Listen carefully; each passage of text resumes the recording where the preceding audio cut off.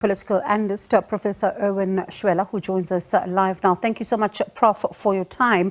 Certainly a lot of focus on this particular NEC Lekgotla. And, you know, just at the back of what Samkele, our reporter, had to say, the ANC president even yesterday saying that leaders must not be making the headlines for all the wrong reasons. They must know that they represent the party wherever they are. Further saying that they cannot be seen to be living lavish lifestyles, which appears as if they're taking care of themselves. But is it too late to make such a call? Well, let's start off by saying that the road to recovery is also always premised on the basis of an acceptance that you have a problem.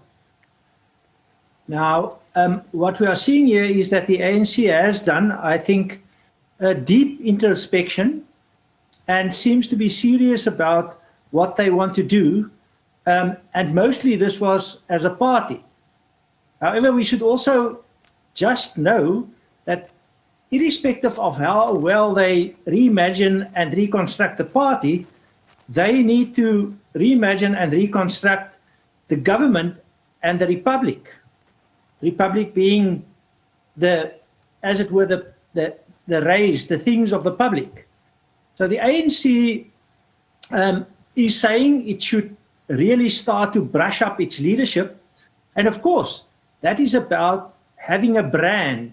And seemingly, the president is also saying our brand is not a brand which will help us to go on the road and to progress on the road of recovery. But it's not only a brand, it is also about substantive and substantial reformation in the party, but not for the party's purpose only, for the purpose of the people of the Republic of South Africa. And just on the image, I mean, how do you actually get into a situation where you go with a blue light brigade, covered with very fancy cars, and then you attend the funeral of a child that might have drowned in a pit toilet? So those things are not comparable. They are not compatible. So it's a deep introspection of the party to solve their problems in order to govern better and to perhaps give our citizens a better opportunity to get into the economy and to be governed better. Speaking about the problems that South Africans are facing, for example, I mean, you think about the World Bank declaring South Africa as the most unequal society in the world, and then you have the ANC at the weekend through its officials saying that its economic policies are still relevant for the many challenges that are faced by South Africans today. Are they still relevant?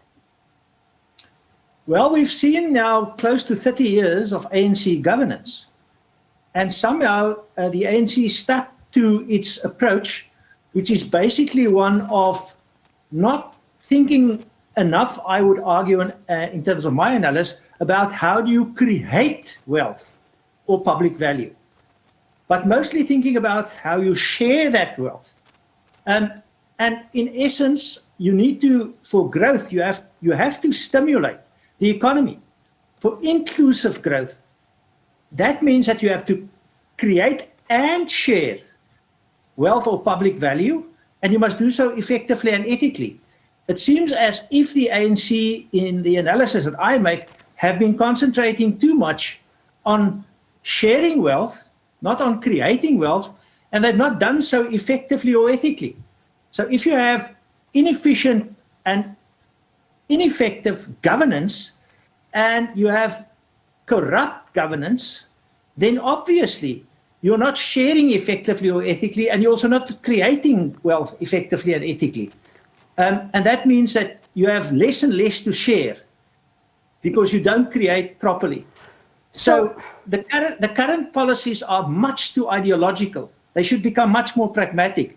And maybe the government of national unity will give us some form of catalyst to go closer to that type of approach. So I'm interested then to hear your thoughts on that, especially when you talk about the government of national unity. KwaZulu, for example, saying that as an alliance partner, they were only called after the GNU cabinet had met, and they're concerned about how some of the decisions that they would have taken this weekend can find expression in the government of national unity now because the government has already met. How does this one play out then? Well, let's start with COSATU and the South African Communist Party. They are traditionally part of a tripartite alliance.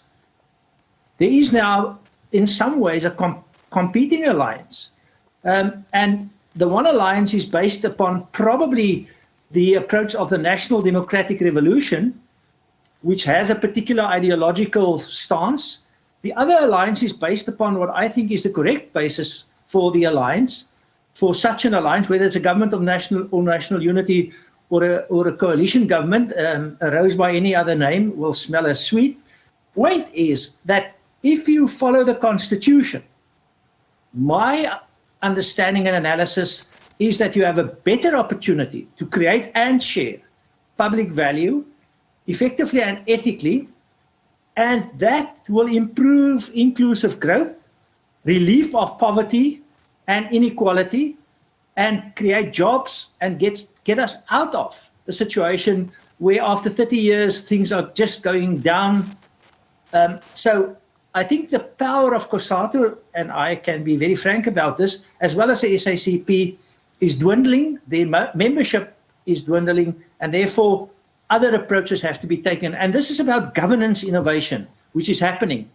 And it's happening according to more to the Constitution now than according to the National Democratic Revolution, which I often think is neither national nor democratic nor a revolution. So when you look at, some of what we've seen taking place on the ground, particularly at municipal level, because that's also where the nub of the problem then is, the president of the ANC speaks about the fact that they're going to ensure that their members on the ground are able to address the issues that the people are faced with, and they're going to be taking a deep dive. How important is this particular process, because it also speaks to some of what we've seen in municipalities? Of course.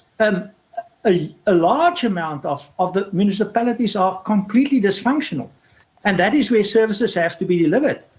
And of course, it's not a simple solution to say, well, in some ways decentralize and devolve powers to municipalities. If those municipalities cannot perform those functions properly, and we've got conclusive and continuous proof by the Auditor General and other assessments from the South African Local Government Association, that municipal governance, except for the Western Cape mostly, and a bit and a bob here and there, is completely ineffective and not working.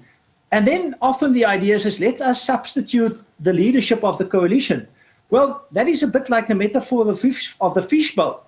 If the water in the fishbowl is toxic, you can substitute the goldfish as much as you want. It's not going to change. It needs a deep systemic intervention, and probably a system by means of which you don't escape the consequences of what you are doing in a no consequence that follows way. So the government will have to take the responsibility to do a deep systemic assessment and then intervene and actually give more power and more devolution and more decentralization to municipalities that actually work, and take away. So this is a bit of a mixed message. It will be of very little use to give a lot more powers to municipalities that are not performing. Rather give more to those that are performing, and that means you have to differentiate, but that will be a big political issue. All right, it's going to be an interesting road ahead, Prof. As you say, of course, lots of work still needs to be done, but thank you so much for your time this afternoon.